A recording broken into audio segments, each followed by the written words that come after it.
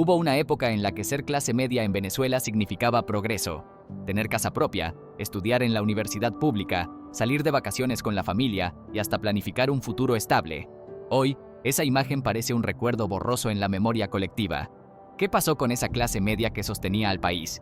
¿Cómo fue posible que en menos de 2 décadas pasara de símbolo de estabilidad a sinónimo de supervivencia? Para entender la caída, hay que volver al inicio.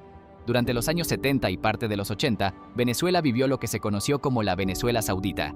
El país nadaba en petróleo, los salarios eran competitivos y muchos trabajadores accedían a educación, salud, propiedad y ocio. La clase media crecía con fuerza. Los maestros, ingenieros, médicos, administrativos del Estado, todos formaban parte de un bloque social que creía en el mérito y la movilidad ascendente. Pero esa estructura empezó a mostrar grietas. La crisis de los 90, la devaluación del bolívar y el creciente desencanto político fueron desdibujando ese ideal. Aún así, resistían. Muchos recordarán que hasta entrado el 2005, todavía había familias que vivían con cierta dignidad. El punto de quiebre no fue repentino, pero fue devastador. La inflación fue el primer golpe. Lo que antes alcanzaba para un mes, empezó a diluirse en semanas. Luego vinieron los controles de precios, el desabastecimiento, las largas colas y el mercado negro. Las familias que antes llenaban el carrito del supermercado, ahora hacían maromas para conseguir harina, arroz o leche. La clase media, acostumbrada a no depender del Estado, empezó a mendigar subsidios, bonos, cajas CLAP, y con eso también perdió su autonomía. Las remesas de familiares en el exterior se volvieron un salvavidas para miles de hogares, pero incluso con ayuda internacional, el costo de mantener un hogar creció sin freno. El transporte, la gasolina, los servicios básicos, todo subía mientras el salario mínimo caía a niveles simbólicos.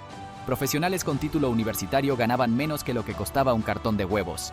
Y ahí, en ese punto, algo se rompió. Se rompió el orgullo, se rompió la idea de que con trabajo se sale adelante, se rompió la fe en el país. La clase media comenzó a migrar en masa, buscando afuera lo que ya no podía construir adentro. Quienes se quedaron, sobrevivían. Se adaptaban a una economía informal, a intercambiar productos, a tener 3 trabajos, a resignarse. Pero con cada renuncia, con cada pérdida, también se desvanecía una parte de su identidad. Y aunque muchos se adaptaron, el costo fue psicológico y social. Padres que ya no podían darle a sus hijos lo que ellos tuvieron. Jóvenes que sabían que estudiar no garantizaba nada. Adultos que trabajaban más que nunca, pero que vivían peor. La clase media dejó de ser motor para convertirse en resistencia. Una resistencia silenciosa, agotada, sin promesas. Durante años, la clase media venezolana fue el eje invisible que sostenía al país. Iban a la escuela pública, pero exigían calidad. Compraban en mercados, pero con criterio. Pagaban sus impuestos, se endeudaban para comprar un carro, ahorraban para que sus hijos estudiaran una carrera. No vivían en mansiones, pero sí con la dignidad de lo que se construye a pulso. Eran quienes creían que, con esfuerzo, todo era posible. Hasta que un día ya no lo fue. Y si esto te conmueve, espera a ver lo que viene. En este canal te contamos lo que no se dice en voz alta, lo que otros evitan, lo que no te imaginas que ocurre detrás de las cifras, las noticias o los discursos oficiales. Suscríbete y activa la campana para no perderte los próximos videos. Uno de los golpes más profundos fue la pérdida de los servicios, ese sistema invisible que sostenía la vida cotidiana. Primero fue la electricidad, apagones que al principio eran esporádicos y luego se volvieron rutina, refrigeradores vacíos por miedo a que se dañen, comidas que se ajustan al reloj de la luz, niños que hacen tareas a la luz de una vela y adultos que duermen con el celular apagado, esperando que suene si vuelve la energía. Y cuando se fue el agua, la realidad cambió por completo. Las duchas pasaron de ser un hábito diario a un lujo ocasional. Se aprendió a almacenar agua en potes, a reutilizarla para el baño, a levantarse a las 4 a.m. cuando el chorro reaparece por unos minutos. Las familias se organizaron para pagar cisternas comunitarias, compartiendo los costos y a veces las lágrimas. Porque cargar tobos en silencio también es una forma de resignación. Luego llegó la inseguridad. Las calles que antes eran rutas escolares, hoy se caminan con el corazón en la garganta. Los portones fueron reemplazados por rejas dobles, candados gruesos y cercas eléctricas. Las ventanas dejaron de ser espacios de luz para convertirse en trincheras. La clase media, que soñaba con un hogar acogedor, convirtió sus casas en fortalezas de miedo. Pero nada de eso dolió tanto como la pérdida de la esperanza. Porque cuando fallaron la luz, el agua y la seguridad, aún quedaban reclamos, organización, fe en el cambio. Pero cuando empezó a fallar el proyecto de vida, lo que se rompió fue más profundo. Ya no se trataba de sobrevivir al día a día, sino de aceptar que aquello que se soñó por décadas ya no tenía lugar. El año que viene viajamos quedó atrapado en agendas que ya nadie abre. El plan de cambiar el carro, remodelar la cocina o ver a los hijos graduarse se pospuso indefinidamente. Y lo más doloroso, las habitaciones vacías. El hijo mayor se fue a Perú, la hija menor a España. Los cuartos siguen ahí, pero ahora son altares al silencio, camisas colgadas como si fueran a volver, libros que nadie abre, fotos que nadie se atreve a mover. Y en la sala, dos abuelos que revisan el celular esperando un mensaje, una videollamada, una señal. A veces llega, a veces no. Y cuando llega, la alegría dura menos que la llamada, porque saben que no es lo mismo, saben que quizás no vuelvan a verlos. Y lo más cruel, que no pueden reprocharles nada, porque saben que se fueron buscando lo que aquí ya no existe. Eso también es parte del colapso, no el económico, sino el emocional, el que no sale en las estadísticas, pero se cuela en las cenas familiares silenciosas. El que no llena portadas, pero vacía hogares.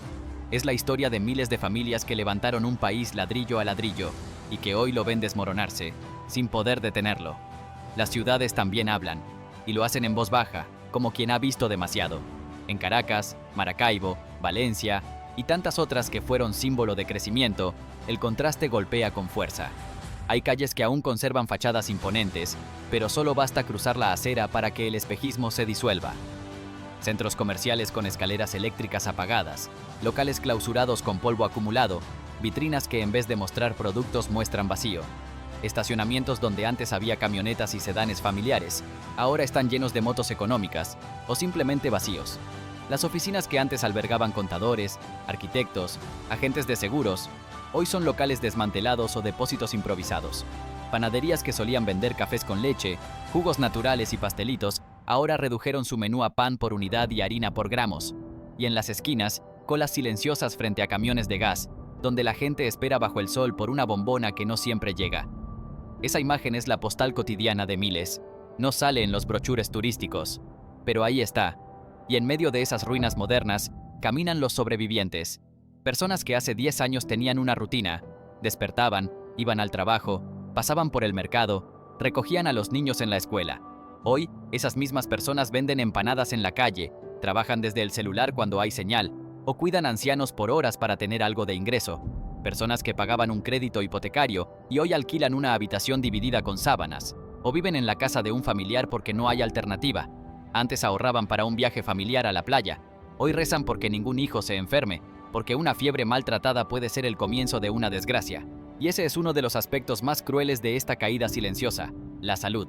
La clase media venezolana, que alguna vez accedía a clínicas privadas con médicos reconocidos o a hospitales públicos dignos y bien dotados, ahora vive con miedo de caer enferma, porque enfermarse en Venezuela no es solo una cuestión de cuerpo, es una sentencia económica y emocional. Para una operación básica, hay que organizar rifas por redes sociales. Para una medicina, se venden electrodomésticos, teléfonos, muebles. Y aún más desgarrador, se aceptan donaciones con vergüenza, porque la clase media que fue formada en la autosuficiencia, ahora depende de fundaciones, ONG o cadenas de oración.